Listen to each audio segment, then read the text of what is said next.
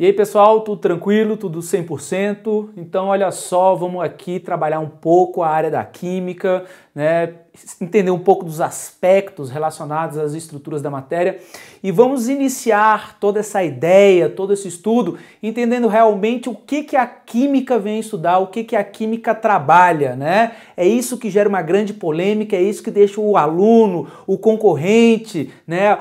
A pessoa que vai fazer uma prova que tem conteúdo de química desesperada. Então, se você entender esse assunto, os outros assuntos que vão aparecer aí para você vão ficar muito fáceis, tá certo? Então, dá uma olhadinha no slide aí que você vai entender exatamente o que nós vamos trabalhar hoje. Olha o slide aí. Então, hoje nós temos aí a introdução à química e vamos exatamente estudar as transformações, né? Esse sinônimo aí, ó, transformação, né? Esse nome maravilhoso aí, assemelha, né? É sinônimo de mudança. Tá aqui, ó, para você não esquecer.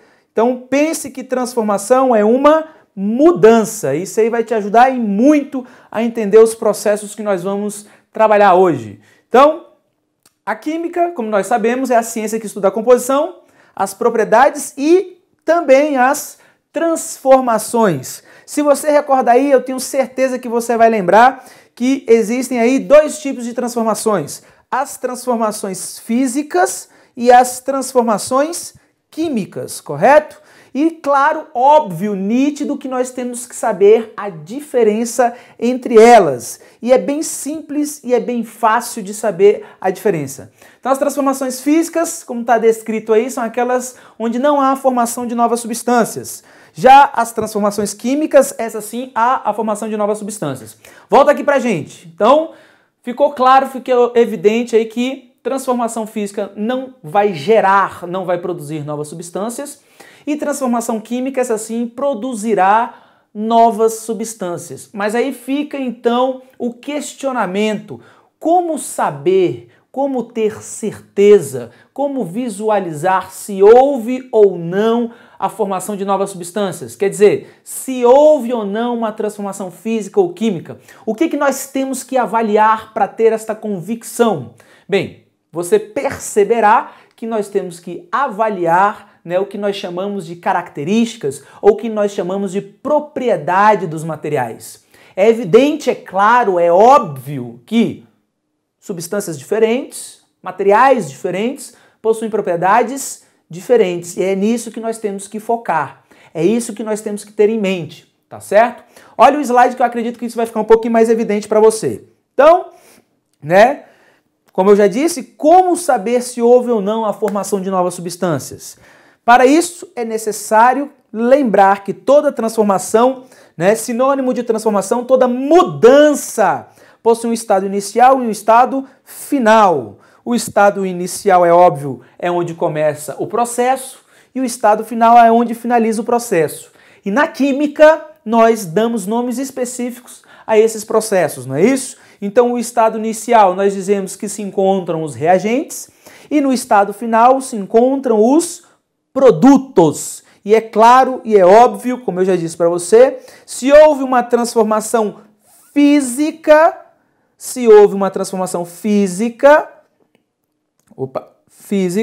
é claro, né? Isso significa que não houve a formação de novas substâncias, então os produtos são idênticos aos reagentes. Já se a transformação foi química, não é isso? Transformação química significa que houve a formação de novas substâncias, então os produtos são diferentes dos reagentes. Então, química, produto diferente do reagente. Física, produto é igual ao reagente, né? Então, tendo como base essa informação, podemos então dizer que as transformações químicas, as propriedades dos materiais se alteram por completo. E por quê? Porque os produtos são diferentes dos reagentes. E quais propriedades devemos avaliar? Então, temos aí diversas propriedades. Propriedades organolépticas, propriedades físicas e propriedades químicas, né? Organoléptica já gera um medo danado, né? Mas não se preocupe porque é bem simples. As propriedades organolépticas são aquelas relacionadas aos sentidos. Volta aqui pra gente então, vamos tentar entender isso. Propriedade organoléptica é aquela que está relacionada com os sentidos: visão, audição, tato, olfato e paladar. É possível diferenciar as diversas substâncias, os diversos materiais, através dos sentidos? Com certeza é. Por exemplo, como eu diferencio o ouro da prata, né? Pela cor. O ouro é dourado, a prata é prateado, então eu estou usando a visão. Como eu diferencio a água do álcool? O álcool tem um aroma, né, um cheiro específico, a água não possui, né, é inodora. Então eu usei o olfato. Então as propriedades organolépticas são essas, que estão relacionadas com os sentidos. Posso utilizá-las para diferenciar os materiais? Com certeza posso, né? E é um método mais fácil de ser utilizado, correto? Volta aí para o slide. Então, além das propriedades organolépticas, nós temos as propriedades físicas, que são valores encontrados experimentalmente no comportamento de cada material submetido a determinadas condições. Volta para a gente aqui. Que condições são essas? Condições de temperatura e pressão. Então, quando eu vou avaliar um material e vou mensurar algo deste material, eu tenho que padronizar a minha medida.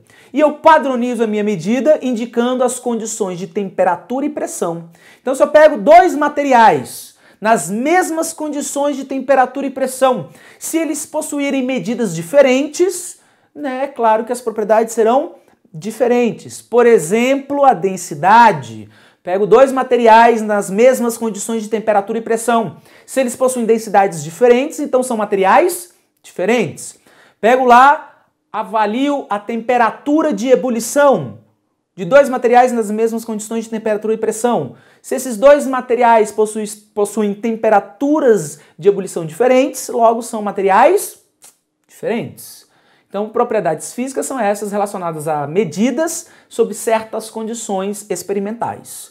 Tranquilo? Fácil demais, né? Vamos aí para a última, olha o slide. Então, nós temos aí as propriedades químicas. São propriedades que determinam o tipo de reação química que cada material é capaz de sofrer. Volta aí pra gente. Então, nós sabemos que alguns materiais sofrem reações químicas específicas. Por exemplo, volta ao caso da água e do álcool.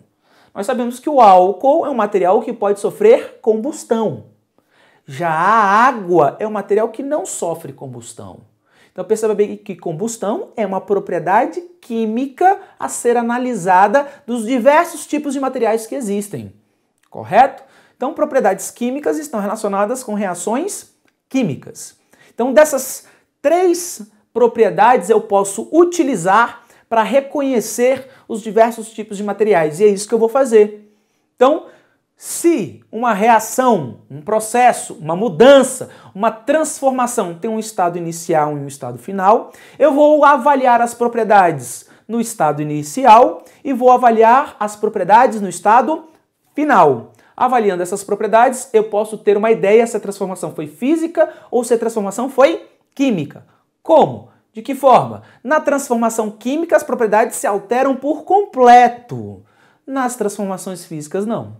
Correto? Beleza? Olha o slide aí para a gente dar continuidade a esta ideia. Então, como eu falei para vocês, quais os tipos de transformações físicas nós podemos estudar, né? Quais são os tipos de transformações físicas onde não há alteração do material, onde não há formação de novas substâncias. Então, nesse caso aí, as mudanças no estado de agregação é uma das transformações que nós podemos avaliar. Todo mundo nesse planeta já visualizou um diagrama de mudanças de fases. Isso é fato. Todo mundo sabe que tem a possibilidade do material passar do estado sólido para o líquido, do líquido para o gasoso. E o processo reverso. Sai do gasoso e para o líquido, sai do líquido e para o sólido. Esse diagrama de fases nós chamamos de diagrama das fases ou de mudanças de fases de agregação.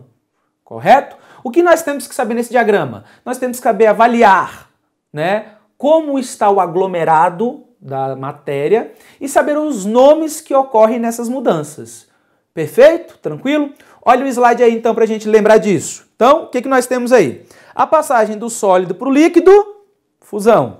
A passagem do líquido para o gasoso, podemos chamar de vaporização, evaporação, ebulição. Todos esses nomes são válidos.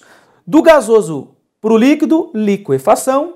Do líquido para o sólido, solidificação. E a passagem direta do sólido para o gasoso eu chamo de sublimação. E do gasoso direto para o sólido, eu também posso chamar de sublimação, ok? Posso chamar de sublimação. E alguns autores, se você pesquisar aí, também chamam de ressublimação, tá? Tá aqui, ó, ressublimação. Os dois nomes são aceitos, tá? E o que a gente percebe aí na figura, né? Então, olha o que indica a figura aí. Se você visualizar, tenho certeza que você já percebeu.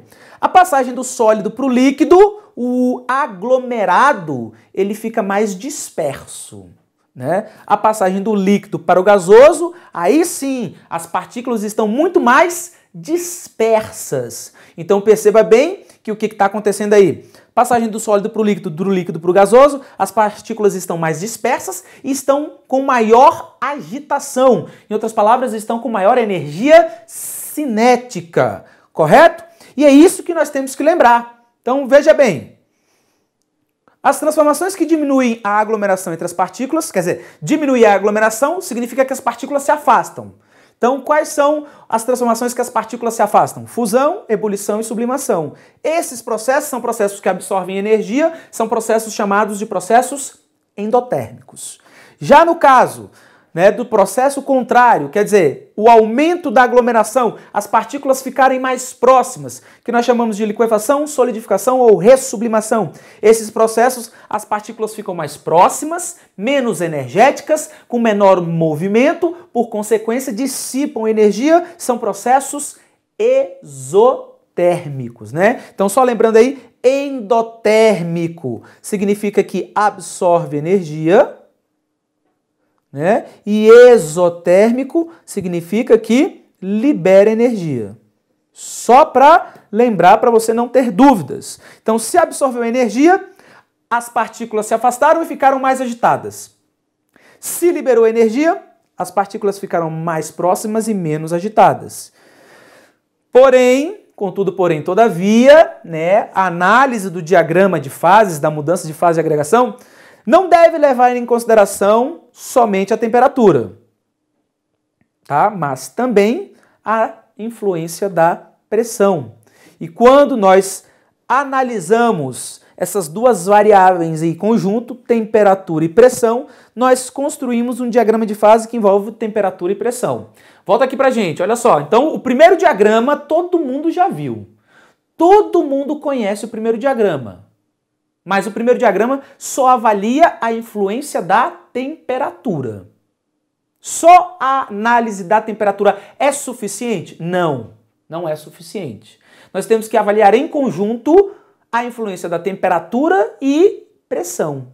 E quando nós avaliamos juntos a influência da temperatura e pressão, eu tenho um diagrama, um gráfico de dois eixos, onde estão as variáveis temperatura e pressão. E esse gráfico é comumente chamado de diagrama de fases. Então olha aí o diagrama de fases para ficar mais fácil para você. Então aqui eu trago o diagrama de fases, onde estuda-se a influência da temperatura e pressão. Veja aí o diagrama de fases. Então um dos eixos está a pressão e o outro eixo está a temperatura. Veja bem que, dependendo das condições de temperatura e pressão, eu posso ter o estado sólido, o estado líquido e o estado gasoso, vapor, né? E esta mudança, né, de fases depende da temperatura e da pressão. Então, por exemplo, a passagem do sólido para o líquido pode ocorrer a pressão constante. Porém, ocorrendo a pressão constante, a temperatura varia de T1 para T2. Não é isso? Correto? Mas também ela pode ocorrer a temperatura e pressão variáveis, não tem problema nenhum. Por exemplo, o gráfico pode fazer assim, ó, a mudança de fase pode vir daqui para cá. E aí eu estou variando a temperatura e a pressão. E é isso que a gente tem que ficar, né, craque em reconhecer. Perfeito? Tranquilo? Se você perceber aqui, né, nós temos um ponto neste diagrama, nesse gráfico aí, que é este ponto aqui, ó, conhecido, chamado de ponto triplo. Tá aqui, ó, ponto triplo. Neste ponto triplo, coexistem ao mesmo tempo o estado sólido, líquido e gasoso. Perfeito? Esse diagrama aqui que eu trago para vocês, ele é conhecido, ele é o diagrama de fases da água, tá certo? Então, ponto triplo da água indica que a temperatura tem que ser de 0,01 graus Celsius e a pressão de 0,006 atm, tá certo? Então, volta aqui pra gente. Então, fique claro que o avaliador muito bem pode sim cobrar a ideia de mudanças de fases avaliando o diagrama pressão por temperatura. E, como qualquer diagrama, ocorrerá essas mudanças e você tem que avaliar a qual temperatura e a qual pressão o material tem a sua fase de agregação, sólido, líquido e gasoso. Perfeito? Tranquilo? Então, show de bola. As transformações físicas são as mais comuns, são as mais trabalhadas, são aquelas que avaliam a mudança de fases. Perfeito?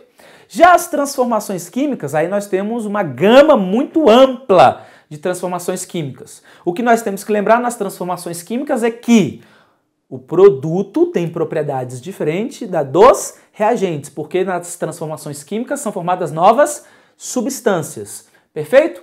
Vamos tentar então entender um pouquinho mais sobre as transformações químicas. Olha aí o slide para você ter ideia sobre isso. Então, quais transformações químicas são comumente estudadas? Isso é uma resposta muito difícil. E por que é uma resposta muito difícil? Porque as transformações químicas, como eu já disse, envolvem uma míriade de processos. São vários processos, são milhares de processos. Porém, existem alguns que são simples e fáceis de serem entendidos. Então, nesse início do estudo, é bem tranquilo nós visualizarmos alguns processos químicos tranquilos de serem entendidos, que você não precisa de um conhecimento químico apurado. Então, quais são esses processos? Então, são eles, chamados, conhecidos, né? Reação de síntese, decomposição, simples troca e dupla troca. Esses aqui são os mais simples que existem na química. E são eles aí que você vai iniciar o seu estudo das transformações químicas, né? E como já citado, todas essas reações são processos fáceis de serem reconhecidos. Então volta aqui pra gente. Então, inicialmente, quais são os tipos de transformações químicas que eu tenho que saber? Síntese, decomposição, simples troca, dupla troca. São os únicos? Não, claro que não. Como eu já disse, existe uma gama, não, uma vasta, né, um vasto conjunto de transformações. Porém, esses são os mais fáceis, são os mais tranquilos e, por incrível que pareça, são abordados em provas. Tá certo? Então vamos começar aí, vamos analisar detalhadamente como reconhecer esses processos para no dia do seu certame você não ter nenhuma dúvida sobre eles, tá certo? Vamos lá, vamos começar. Olha o slide aí. Então, a reação de síntese. Como que eu reconheço uma reação de síntese? Então, reação de síntese é aquela pelo qual duas ou mais substâncias reagem para gerar apenas um produto. Correto? Então, representando de uma forma genérica, eu tenho lá, né, o reagente A, óbvio, reagindo com B, produzindo o produto C. Então, duas ou mais substâncias reagem produzindo apenas um produto. Exemplo, síntese da água. Hidrogênio reagindo com oxigênio, produzindo água. Isso é uma reação de síntese. Dois ou mais reagentes, duas ou mais substâncias, reagindo e produzindo uma única outra substância. Olha aí, se você quiser representar por símbolos químicos, está aí, ó. H2 mais O2 produzindo H2O. Né? Esse 2 aqui trata-se do coeficiente e nós vamos ver posteriormente que o coeficiente é utilizado para balancear a reação química. Correto? Perfeito? Então volta aqui. Bem fácil, né? Não tem problema nenhum em reconhecer. Duas ou mais substâncias reagem, produz uma única nova substância. Reação de síntese. Show de bola. Primeira reação, vencida, não houve traumas. Vamos então para a segunda reação. Olha o slide aí. A segunda reação é a reação conhecida como reação de decomposição. Correto? Perfeito? Como reconhecer uma reação de decomposição? Então tá aí, ó. Reação na qual uma substância se decompõe. Vamos tirar esse Szinho aqui, né? Se decompõe em duas ou mais novas substâncias. Em outras palavras, é o contrário da reação de síntese. Na reação de síntese, eu tinha duas substâncias produzindo apenas uma nova substância. Na reação de decomposição, ao contrário, eu tenho apenas uma substância reagindo e produzindo novas substâncias. Olha aí, olha aí, olha aí. Representação genérica aí do processo. Eu tenho a substância A, ela vai se decompor e vai gerar novas substâncias. Perfeito? Por exemplo, olha aí o processo aí. Eu tenho a amônia, uma única substância, que vai gerar, vai produzir hidrogênio e nitrogênio, novas substâncias, reação de decomposição. Para você ter uma ideia, está aí representado através da simbologia química. Então eu tenho a amônia, NH3, reagindo, sofrendo decomposição e produzindo nitrogênio e hidrogênio gasoso. Perfeito? Volta aí pra gente. Então, mais uma vez, outro processo químico fácil de ser reconhecido. Reação de decomposição. Uma substância gera novas substâncias. Pronto. Acabou. Sem mistério, né? Sem trauma. Caiu na sua prova, você reconhece facilmente. Ok? Tranquilo? Show de bola? Vamos dar continuidade. Terceira reação, que é a reação de simples troca. Olha aí comigo no slide. Então, reação de simples troca, também conhecida como reação de deslocamento, né? A palavra deslocamento já te traz uma ideia de como vai ocorrer esse processo. Deslocamento, o que significa isso? Você vai deslocar, né? Você vai tirar de algum lugar algum material, não é assim? Então, tá aí, ó. A reação de simples troca ou deslocamento é aquela reação onde uma substância simples reage com uma substância composta. Perfeito? Tá aí, então. A substância simples eu estou representando apenas por um símbolo, né? Por uma letra.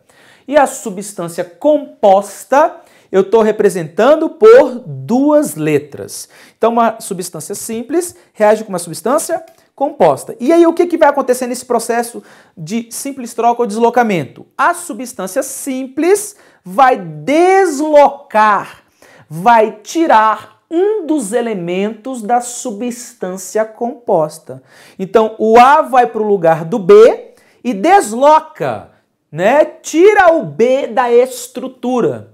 Desta forma, quando o A vai para o lugar do B, vai formar a substância composta AC e deslocar o elemento para formar a substância simples B. Correto? Olha aí, através de simbologia química. Então, o que eu tenho? Ferro, substância simples. H2SO4, substância composta. O que vai acontecer aqui? Olha aí, olha aí. O ferro, que é substância simples, vai deslocar o elemento hidrogênio da estrutura. E deslocando o elemento hidrogênio da estrutura, vai formar a substância simples hidrogênio e a substância composta, né, FeSO4, que é conhecida como sulfato de ferro 2 ou simplesmente sulfato ferroso. Ok? Então, bem simples, bem fácil de reconhecer a reação de simples troca ou deslocamento. Então, volta aqui pra gente. Talvez você esteja se questionando, mas, pô, o Eduardo aí, nessa aula, não comentou o que é substância simples e o que é substância composta. Eu acho que eu não vou entender no dia da prova, não. Olha, olhando o slide rapidamente, sem fazer esforço, você consegue evidenciar quem é simples e quem é composta e por que é simples e por que é composta. Mas se você não teve essa visão, eu te ajudo, é fácil. Substância simples é aquela formada apenas por um elemento. Pronto. A substância composta é aquela formada por mais de um elemento. Acabou. Será que é isso? Será que realmente é isso? Volta no slide e vamos contar. Então, o ferro. O ferro diz que é substância simples, correto? Quantos elementos formam o ferro? Apenas um, o ferro, Fe. Já o H2SO4 é substância composta. Por que é substância composta? Porque é formada por mais de um elemento. Quantos elementos tem aí no H2SO4? 3. O H, o S e o O. Pronto, ó, 3 elementos. Então, substância simples, formada apenas por um elemento. Substância composta, formada por mais de um elemento. Volta aqui pra gente.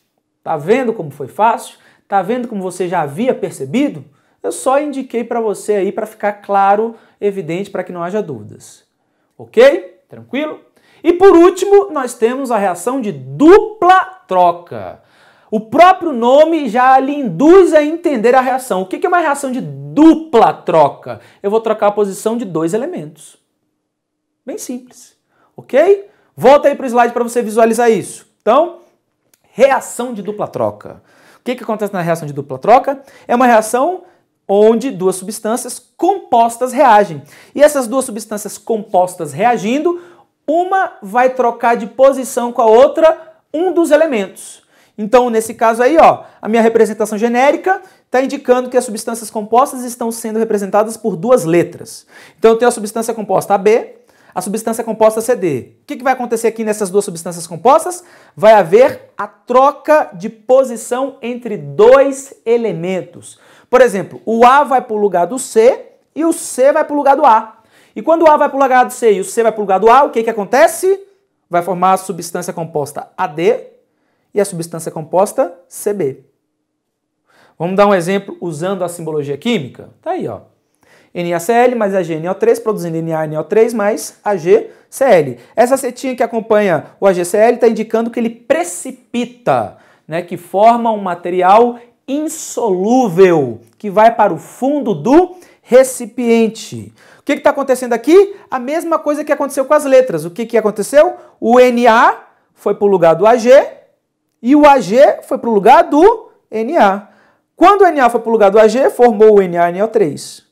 Quando o Ag foi para o lugar do Na, formou o AgCl. Tá aí, ó. Mais fácil do que isso, impossível. Isso aí é mais fácil do que roubar doce de criança em Cosme Damião. Muito fácil, ok? Então, volta aqui. Então, vimos os exemplos de transformações químicas mais simples que existem. Síntese, decomposição, simples troca, dupla troca. Como reconhecer? Síntese, duas ou mais substâncias reagem para formar uma única nova substância. Decomposição, contrário da síntese. Uma única substância produz novas substâncias. Reação de simples troca. Reação de uma substância simples com uma substância composta, onde você troca a posição de um dos elementos da substância composta. E a reação de dupla troca, duas substâncias compostas reagindo, onde você troca a posição de dois elementos, um de cada ou uma de cada substância composta. Ok? Tranquilo? Fácil, né? Como que isso é cobrado nos certames? Do jeito que eu falei. Do jeito que eu falei. Se você entendeu, fica fácil para você. Quer ver? Vamos dar um exemplo aí para você evidenciar isso. Olha aí no slide. Então, vamos trazer aqui, olha só. Então, uma questão que foi elaborada pelo CESP para o concurso de bombeiro combatente do ano de 2011 do estado de Espírito Santo. Né? O que ele traz aí? Vamos ler. Então, ele diz o seguinte. Embora o peróxido de hidrogênio, H2O2, não seja considerado um radical livre, ele é responsável direto ou indiretamente por diversas patologias. Em termos químicos, esse óxido é fracamente reativo, porém exerce papel deletério no organismo, por ser capaz de transpor facilmente membranas celulares e gerar o radical hidroxil, seja por meio da exposição da luz ultravioleta, que é a equação 1, então ó, a equação 1 está aqui, ó, está até simbolizado que é a equação 1, seja por interação com metais de transição como o ferro, por meio do processo conhecido como reação de Fenton, equação 2, está aqui a equação 2, simbolizada, fácil demais, tranquilo demais. Vamos lá responder o item. Considerando as informações acima, julgue os itens a seguir. Eu selecionei o item 89. O item 89 da prova aborda exatamente isso que nós trabalhamos, os conceitos de hoje. Olha o que ele fala. A equação 1, então, equação 1, está aqui, né? É um exemplo de reação química de decomposição. Opa, reação de decomposição, nós vimos que uma única substância produz novas substâncias. Vimos isso agora. Então, a equação 1 é um exemplo de reação de decomposição, dado que representa a reação que forma o radical hidroxil por meio da exposição do peróxido de hidrogênio à luz ultravioleta. Então, vamos ver? Olha a equação 1. Do lado dos reagentes, só tem uma substância? Sim, só. H2O2. Vai produzir novas substâncias? Sim. Aqui, ó. O que significa esse 2 aqui? esse 2 significa que foram produzidos 2 radical hidroxil. OH, não é assim? Com um pontinho aqui, OH com outro pontinho aqui, ó. 1, 2. 1, 2. E aí ele colocou o número 2 aqui. Por consequência, esse item se encontra como um item correto. Perfeito. Reação de decomposição do peróxido de hidrogênio na presença de luz ultravioleta. Então, volta aqui pra gente. Viu como é simples, como é fácil, como foi cobrado de forma bem tranquila? Então, se você entende quais são os processos, você consegue reconhecê-lo na prova e gabaritar o item, a questão que seja necessária. Ok? Tranquilo? Então, nesse início da química, espero que você tenha entendido, espero que isso auxilie no seu estudo, no seu certame e que a gente possa se encontrar mais vezes, tá bom? Muito obrigado, um abraço, bons estudos. Tchau, tchau, gente!